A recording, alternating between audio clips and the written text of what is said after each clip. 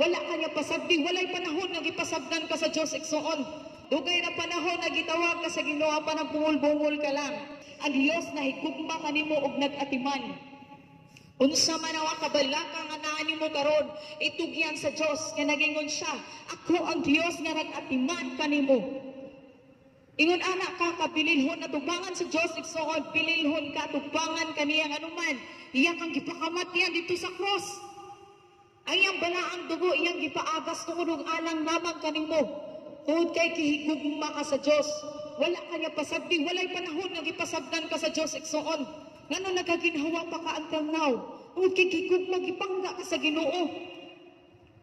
Ayaw pati nga nagsalikway na nimo ang tanan, mura kag gidak-ugan sa kalibutan.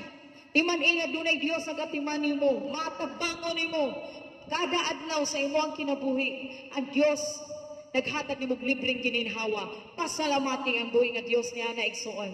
Dalay ko ng Dios.